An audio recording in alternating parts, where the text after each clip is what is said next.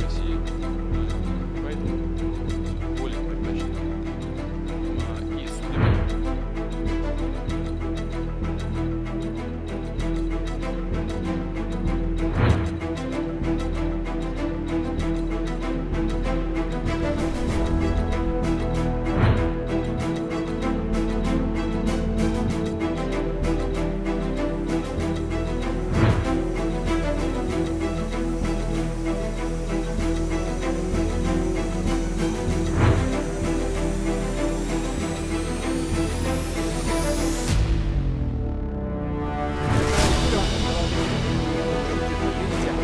Президент Байден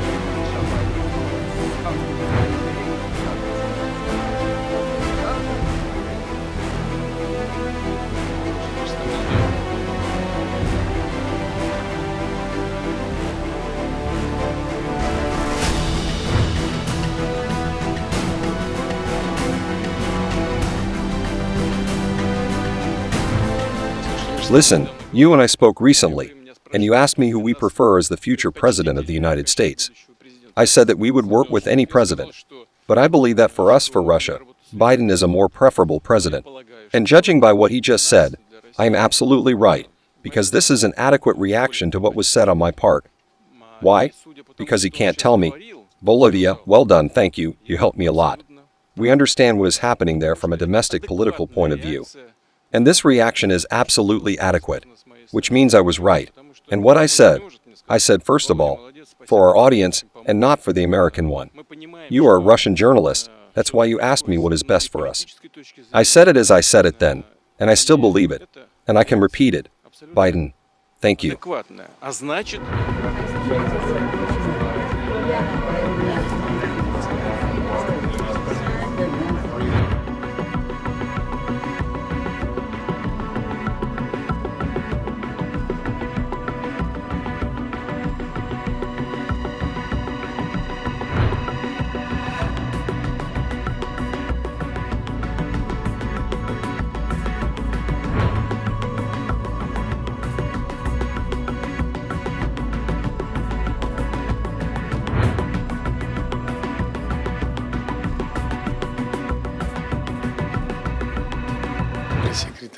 As the press secretary of the Russian president, I can say that such boorish statements from the mouth of the U.S. head of state are unlikely to somehow offend a head of another state, especially Russian President Vladimir Putin. But this is a huge shame for the country itself. I mean for the United States of America. That is, if the president of such a country uses such vocabulary, he should be ashamed. It is clear that Mr. Joe Biden is demonstrating behavior in the style of a Hollywood cowboy for the sake of domestic political interests. He would really like it.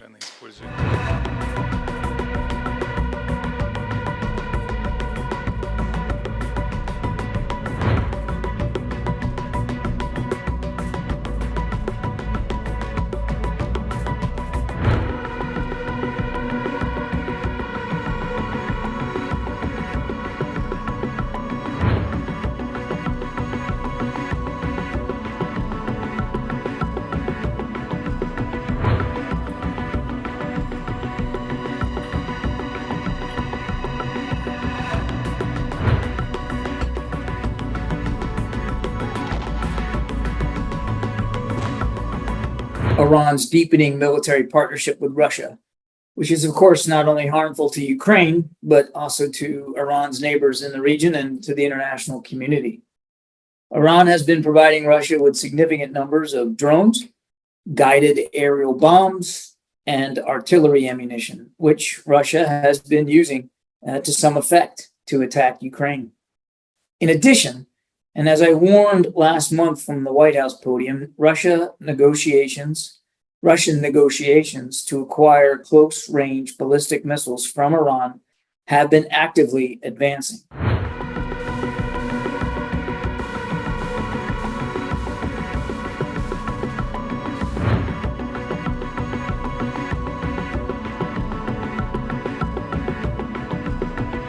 If Iran proceeds with this provision of ballistic missiles, I can assure you that the response from the international community will be swift and it will be severe.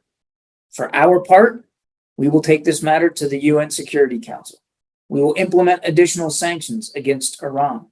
And we will coordinate further response options with our allies and partners in Europe and elsewhere.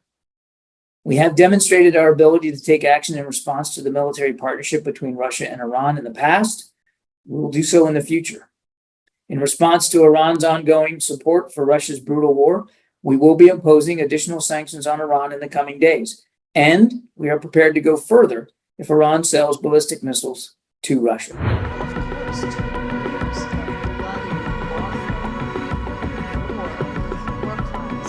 Поражение хотят нанести и лезут на наши стратегическое наступательное вооружение.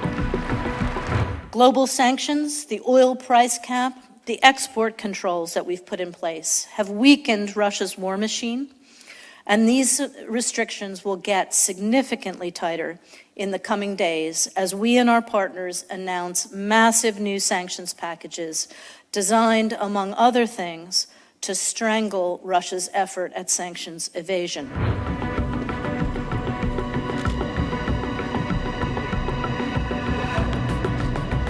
First of all, just to underscore what everybody knows, it is Vladimir Putin who is responsible for the death of Alexei Navalny, his most vocal and effective critic, first by poisoning him, then by locking him up, then by sending him to the Arctic.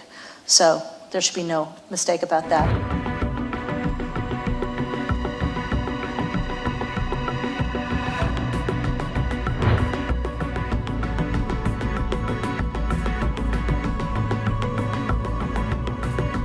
As to state the obvious, he was a man of incredible courage, and it's amazing how his wife and daughter are emulating that. And we're going to be announcing the sanctions against Putin, who is responsible for his death, tomorrow.